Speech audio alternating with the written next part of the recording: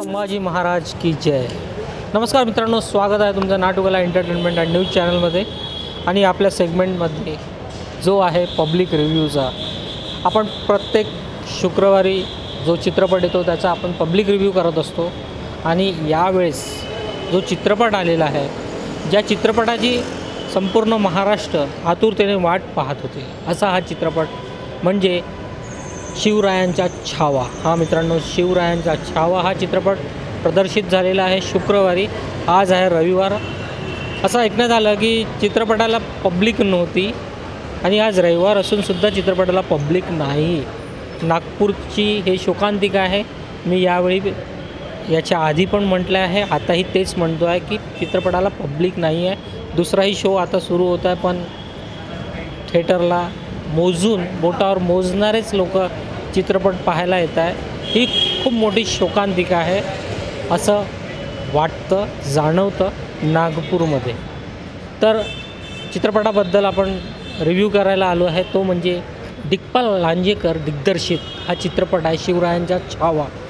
ते शिवरायांवर अष्टक बनवत आहे, तर त्या अष्टकातील हे एक 6वं पुष्प आहे। त्याआधी आलेल्या फर्जंद आहे, फशेतिकस्त आहे, पावनखिंड आहे, शेर शिवराज आहे, सुभेदार आहे, असे चित्रपट धमाल चित्रपट होते आणि एक ऐतिहासिक चित्रपट होते, अंगावर काटा आणणारे चित्रपट होते। त्यातील पावनखिंड तर हा एक माइलस्टोन सिनेमा असं म्हणता येईल, असा हा चित्रपट तयार करण्यात आला होता। तर त्यातीलच आता समोरचं म्हणजेच छत्रपती संभाजी महाराजांचं आयुष्य या चित्रपटात उलगडलेलं आहे। तर चला जाणून घेऊया प्रेक्षकांकडनं की भूषण पाटील यात संभाजी महाराजांची भूमिका करत आहेत। तसंच मृणाल कुलकर्णी आणि चिन्मय मांडलेकर आहेच, समीर धर्माधिकारी आहेत, तसंच राहुल देव जे हॉलिवूड, टॉलिवूड, बॉलिवूड सगळ्या चित्रपटात आपल्याला पाहायला मिळतील, ते यातही आहेत। तर चला जाणून घेऊया प्रेक्षकांकडनं की शिवरायांचा छावा हा चित्रपट कसा वाटतो आहे आणि कसा वाटला। प्रेक्षक फार कमी आहेत, याच्याकडे लक्ष द्या। एकदम फर्स्ट क्लास आर्टिस्ट खूप छान आहे, ज्यांनी ॲक्टिंग केलेली आहे ते खूपच छान आवडलेले आहे। मराठी छाप उद्याचा सण आहे आणि आज रविवार असल्यामुळे फारसे लोक शिवाजी महाराजाचा मुलगा याचं सर्व वर्णन दाखवलेलं आहे। आतापर्यंत कधी माहीत नव्हतं, तसं मागे जे तानाजी आलं होतं तसं नाही आहे। हे शंभूराजे त्यांचे पुत्र आहे ते दाखवलेलं आहे आणि ते पाहण्याची इच्छा होती, म्हणून चित्रपट खूप छान होता। कसं वाटलं चित्रपट? ठीक आहे ना, छान आहे, खूप छान पिक्चर आहे, सुपर हिट। हो, खूपच म्हणजे खूपदा पाहण्यासारखं आहे। बहुत ही चांगला पिक्चर है, बड़ा बहुत बढ़िया मूवी है, देखने लायक है। मतलब हमारा जो इतिहास है हमारा फिर से दोहरा रहा है, उनसे हमें सीखना चाहिए कुछ कि कैसा था। लेकिन अभी ऐसा नहीं है कि मारपीट कर, अभी तो युद्ध ऐसे चलता है कि मानसिक रूप से आपको तैयार रहना पड़ता है। और इससे पॉलिटिक्स भी बहुत बढ़िया सीखने को मिल रही है कि कैसे होता था पहले। टेक्नोलॉजी नहीं थी फिर भी कितने अच्छे तरीके से युद्ध नीति होती थी। Thank you. होता चांगला वाटला। अभिनयाबद्दल चांगलं सगळं काही, हां मजा आला।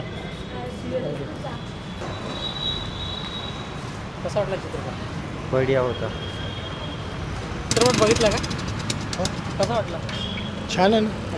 काय छान वाटलं चित्रपटात? संभाजी राजाचे जे काम आहे चांगलं, पुरी छवी आहे शिवाजी महाराज। कसा वाटला चित्रपट? एक नंबर बघा दादा, जबरदस्त निघाला पिक्चर। दिग्पाल लांजेकरांचा हा 6वा चित्रपट आहे। हां तर हा जो 6वा चित्रपट आहे शिवरायांचा छावा, हां म्हणजे छत्रपती संभाजी महाराजांवर हा चित्रपट आहे। तर जे त्यांनी दाखवलं आहे चित्रपटात ते पाहताना तुम्हाला कसं वाटतं? एक नंबर चांगलं वाटलं, भारी। माणूसलीचा बॉस वाट लावून दुका कोणाले शरीरामध्ये पूर्ण काटा सुटून जाते बाबा, असं पिक्चर आहे, जबरदस्त आहे। अभिनेत्यांनी रोल कसा केला आहे? अभिनय चांगलं कसा केला? चांगलं एक नंबर माणूस आहे, एक माणूस गेलेला ना।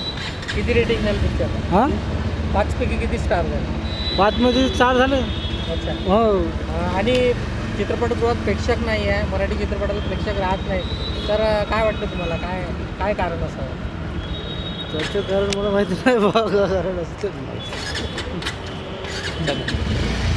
आम्ही कधी बघ, कसा वाटला चित्रपट? चांगला आहे ना, जबरदस्त आहे। अच्छा। प्रेक्षकांनी बघितलेला आहे शिवरायांच्या छावा. प्रतिक्रिया पण आपण बघितल्याच, पण प्रेक्षक कमी होते त्यामुळे प्रतिक्रिया पण कमी मिळाल्या. मी सुरुवातीला जसं म्हटलं तसंच घडलं आहे. आताही तुम्ही बघू शकता थिएटरमध्ये काहीही हाऊसफुल नाही आहे आणि उद्या शिवजयंती आहे आणि त्यासोबतच आज शिवरायांच्या छावा म्हणजेच रविवारी प्रेक्षक पाहिजे, तुफान गर्दी पाहिजे असं वाटत होतं या चित्रपटाला, पण गर्दीचा नामोनिशाण नाही आहे. म्हणजे लोक फक्त हिंदी चित्रपट पाहतात. नागपूरमध्येही शोकांतिका आहे की मराठी चित्रपटाला प्रेक्षक येत नाही. हे मी प्रत्येक वेळा म्हटलं आहे आणि आताही तेच म्हणतो आहे. मी चित्रपट बघितला आणि चित्रपटाबद्दल बोलायचं झालं तर छत्रपती संभाजी महाराज यांचा इतिहास, यांच्या इतिहासाची सुरुवात, राज्याभिषेकानंतरचा इतिहास जो सुरू होतो तो या चित्रपटात दाखवलेला आहे, उलगडण्याचा प्रयत्न केला आहे दिग्दर्शक दिग्पाल लांजेकरांनी. तर चित्रपटात जे दाखवलेलं आहे 1682 यातील कालावधीत हा चित्रपट आहे. त्यानंतर काय झालं त्याचाही चित्रपट येऊ शकतो, कारण की छत्रपती संभाजी महाराजांविषयी प्रत्येकाला उत्सुकता आहे की काय घडलं त्यांच्यासोबत आणि काय होता तो इतिहास आणि काय पराक्रम गाजवला त्यांनी, हेही पाहणं गरजेचं आहे. आणि चित्रपटात भूषण पाटील यांनी भूमिका केलेली आहे संभाजी महाराजांची आणि ती उत्तमरित्या साकारलेली आहे.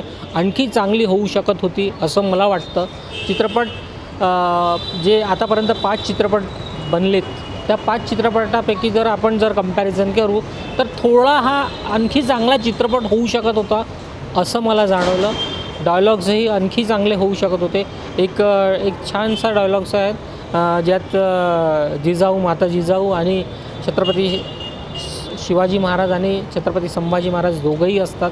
तिथला एक डायलॉग छान आहे, तो तुम्ही ऐकाल तर तुम्हाला खरंच एक चांगलं वाटेल की हां काहीतरी त्या मातेने घडवलेलं आहे. आपले पुत्र, आपले नातू कसे घडवलेत त्या एका डायलॉगने आपल्याला समजेल की एक माता आणि एक आजी काय अनुभव करते आहे त्या दोघांबद्दल, काय अभिमान आहे, काय आहे ते तुम्हाला त्या थोड्याशा डायलॉगवरून आपल्याला सगळं कळेल.